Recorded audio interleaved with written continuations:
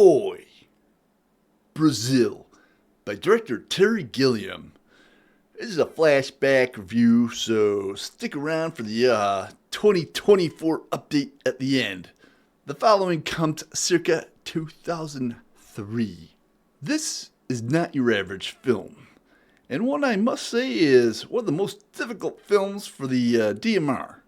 It's hard to not compare it to Orwell's 1984, which, as you may or may not know, is not exactly the most uplifting of stories. This was the main problem Gillian had with his fight with Universal Studio to try and release his original version of the movie. They cut together an entirely different take on the film. Well, quite surreal and unbelievable when it was released in 1985. It has a much more relevant context as we now currently face war from 2003 with the unseen enemy of terrorism, and the machinery of government grinds on to produce a favorable opinion of itself while the economy goes to hell. from 2003 via 1985. Just saying. This is pure black comedy, mostly in that it is so sad it is funny. Yeah. It revolves around Sam Lowry, played by Jonathan Pryce here, happily invisible as a small cog in the wheel of information processing. Though content to live life as an anonymous consumer, he does have a strange fantasy of a love that gives him the motivation to rise above his monotonous lifestyle.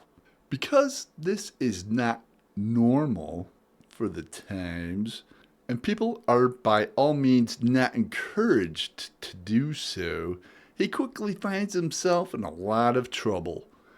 And because everything is driven by a paperwork-driven bureaucracy, a police state of a war-driven society, and false hopes, it puts a considerable strain on the human condition, and specifically Sam Lowry.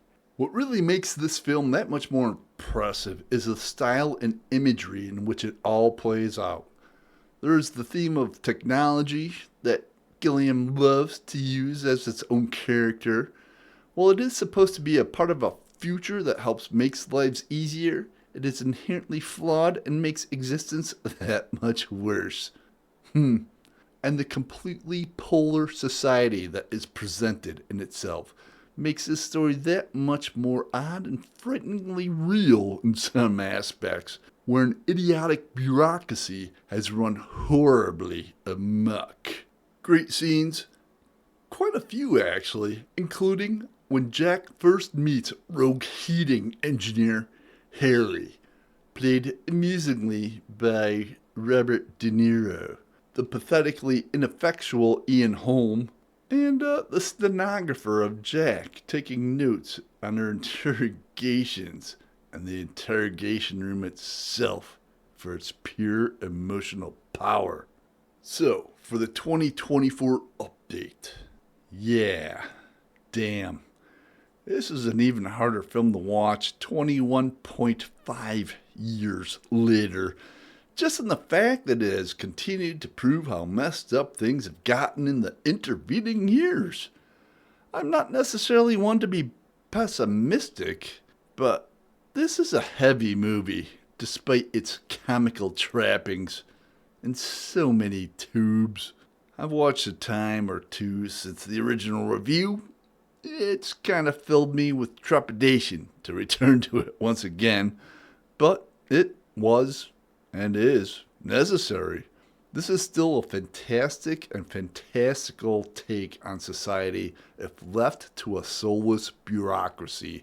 I don't reread my notes before doing my new reviews. It's always interesting to see what I notice through an older set of eyes, then compare. This one, damn, makes me want to not read 1984 again. But yeah, that last shot, it'll stick with you.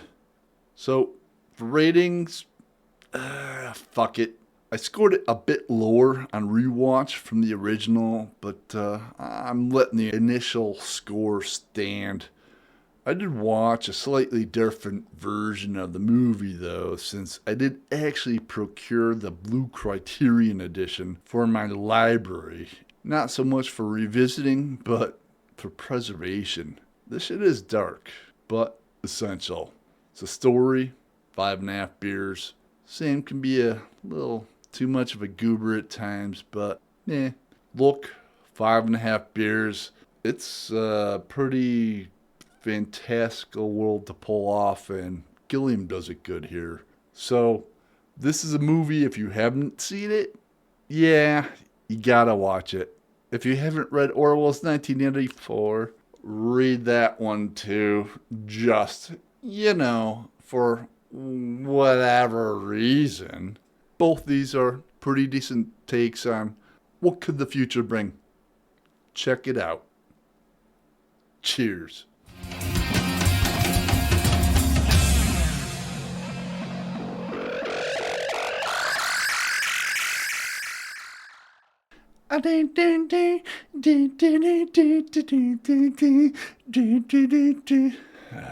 Fuck you, song.